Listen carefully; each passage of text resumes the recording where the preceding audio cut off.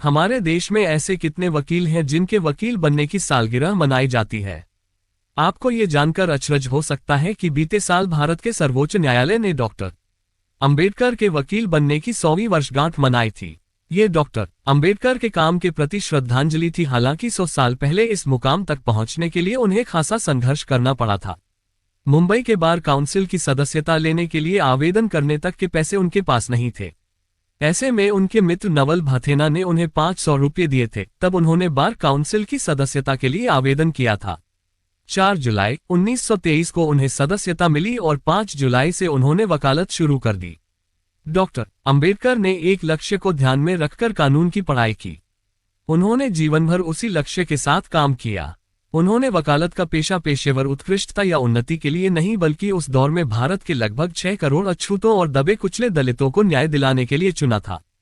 14 अप्रैल की उनकी जन्मतिथि के मौके पर हम आपको बताते हैं कि वे वकील कैसे बने और उन्होंने अपने मुवक्किलों के लिए कौन से प्रमुख मामले में पैरवी की और उन मामलों का नतीजा क्या रहा। 1913 में बाबा साहेब बॉम्बे के एल्फिंस्टन कॉलेज से स्नातक करने के बाद उच्च शिक्षा के लिए अमेरिका के कोलंबिया विश्वविद्यालय चले गए थे। उनकी प्रतिभा को देखते हुए उन्हें बड़ौदा के सयाजीराव गायकवाड़ महाराज से आर्थिक मदद मिली थी। साल 1913 में वे अमेरिका पहुंचे। अमेरिका में उनका परिचय दुनिया भर के विभिन्न विचारकों और उनकी विचारधाराओं से हुआ। उससे उनके सामने जीवन का लक्ष्य स्पष्ट हो गया था। अमेरिका में पढ़ाई के दौरान कई जगहों पर इस बात का जिक्र मिलता है कि वे 18 घंटे तक पढ़ाई किया करते थे। इस अवधि के दौरान उन्होंने अर्थशास्त्र, समाजशास्त्र, राजनीति विज्ञान, एथिक्स और मानव विज्ञान का अध्ययन किया।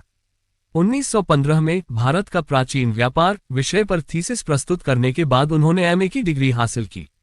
1916 में उन्होंने भारत का राष्ट्रीय लाभांश थीसिस प्रस्तुत की। अंबेडकर जितना पढ़ रहे थे उतना ही उनके पढ़ने और जानने की भूख बढ़ रही थी।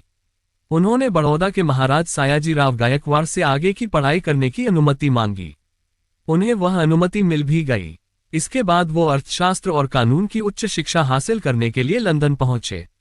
उन्होंने अर्थशास्त्र में शिक्षा के लिए लंदन स्कूल ऑफ इकोनॉमिक्स में दाखिला लिया, जबकि कानून की पढ़ाई के लिए ग्रेज इन में नामांकन लिया। 1917 में बड़ौदा सरकार की छात्रवृत्ति समाप्त हो गई और अफसोस के साथ उन्हें अपनी पढ़ाई बीच में ही छोड़नी पड़ी। इस बीच उनके परिवार को आर्थिक मुश्किलों का सामना करना पड़ रहा था। इस स्थिति को देखते हुए ही अंबेडकर ने भारत लौटने का फैसला लिया था। वहां से लौटने के बाद कुछ समय तक उन्होंने बड़ौदा सरकार के लिए काम किया। वर्ष 1917 के अंत में अंबेडकर बंबई पहुंचे। वहां उन्होंने सिडेनहैम कॉलेज में प्रोफेसर पद के लिए आवेदन किया। कहने की जरूरत नहीं है कि वे वहां जल्दी ही लोकप्रिय प्रोफेसर हो गए। वे हमेशा बड़ी तैयारी के साथ पढ़ाने के लिए जाते थे। उनकी तैयारी ऐसी होती थी, कक्षा से बाहर के छात्र भी उनके लेक्चर सुनने के लिए आते थे। 1919 में उन्होंने अछूत समाज की मुश्किलों को साउथ बरो कमीशन के सामने प्रस्तुत किया। इस मौके पर उनकी प्रतिभा की झलक सबको दिखी थी। 1920 में उन्होंने अछूतों की दुर्दशा को दुनिया के सामने लाने के उद्देश्य से मूकनायक समाचार पत्र की शुरुआत की और आधिकारिक तौर पर एक तरह से अछूतों की वकालत शुरू की। लेकिन चूंकि सिडेनहैम कॉलेज की नौकरी सरकारी थी, इसलिए उन पर कई तरह की पाबंदियां भी थीं।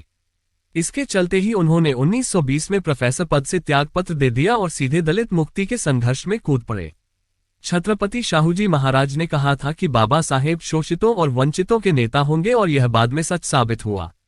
डॉक्टर अंबेडकर को अब तक यह एहसास हो गया था कि दलितों से जुड़े मुद्दे बेहद जटिल हैं, इसलिए उस पर काम करने के लिए व्यक्तिगत स्तर पर वकालत करनी होगी और विधायिका में भी उन मुद्दों को ठीक से उठाना होगा। यही सोचकर वे कानून की डिग्री हासिल करने दोबारा लंदन पहुंचे। सितंबर 1920 में लंदन पहुंचने से पहले ही वे भारत में दलित नेता के तौर पर पहचान बना चुके थे, यानी उन्हें अपनी चुनौती और भूमिका दोनों का एहसास था। इसलिए लंदन में रहने के दौरान उनका झुकाव कभी ड्रामा, ओपेरा, थिएटर जैसी चीजों के प्रति नहीं हुआ। वे अपना अधिकतम समय पुस्तकालय में बिताते थे। किफायत से रहने के लिए लंदन में वे हमेशा पैदल चलते थे। खाने पर पैसे खर्च ना हो, ये सोचकर वे कई बार भूखे रह जाते थे, लेकिन पढ़ाई पर उनका पूरा ध्यान लगा रहता था।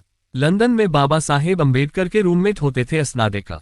वे अंबेडकर से कहते, अरे अंबेडकर, रात बहुत हो गई है, कितनी देर तक पढ़ते रहोगे, कब तक जगे रहोगे, अब आराम करो, सो जाओ। लेफ्टिनेंट धनंजय कीर की लिखी डॉक्टर बाबा साहेब अंबेडकर की जीवनी में इसका जिक्र मिलता है।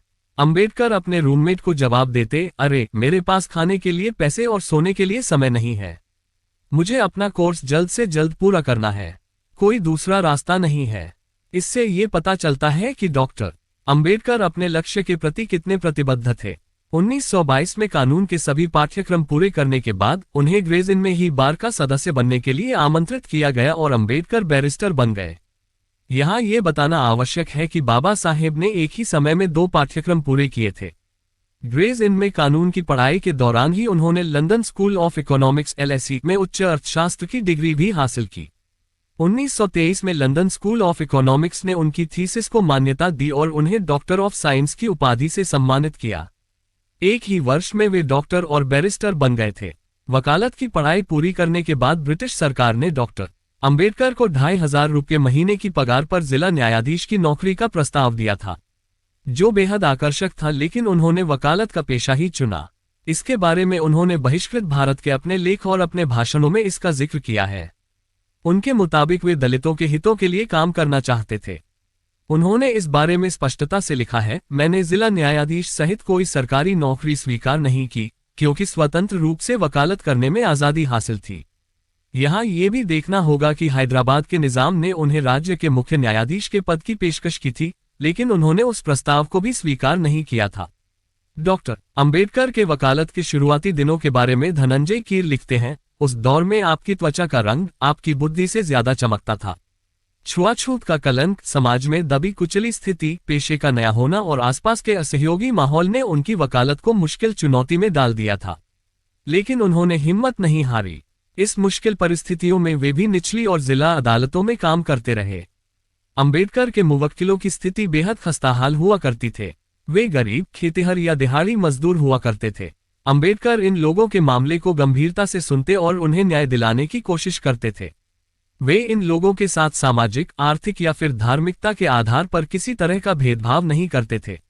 उन्होंने सेक्स वर्करों को भी कानूनी सहायता दिलाने के लिए अपने दरवाजे खोल रखे थे। वे किसी के साथ किसी भी तरह का पूर्वाग्रह का भाव नहीं रखते थे। अगर आप किसी वकील के बारे में सोचते हैं तो आपकी आंखों के सामने एक गंभीर चेहरे वाले व्यक्ति की छवि घूम जाती है।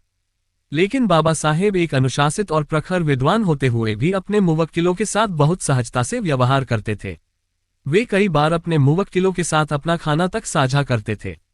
धनंजय कीर ने डॉक्टर अंबेडकर की जीवनी में लिखा है, जैसे ही डॉक्टर अंबेडकर एक वकील के रूप में प्रसिद्ध हो गए, गरीब लोग कानूनी मदद की आस में उनके पास आने लगे। दलितों की पीड़ा और दुख देखकर उनका दिल व्यथित होता था। वे गरीबों का केस मुफ्त में लड़ते थे। उस समय डॉक्टर अंबेडकर का घर गरीबों के लिए आशा का केंद्र बन गया था। एक दिन उनकी पत्नी रमाबाई जब घर में नहीं थी तो 2 मुवक्किल आए। अंबेडकर ने न केवल उन्हें दिन का खाना खिलाया बल्कि रात में खुद अपने हाथों से बनाकर उन्हें खाना परोसा। वे खाना पकाने की कला में भी पारंगत थे।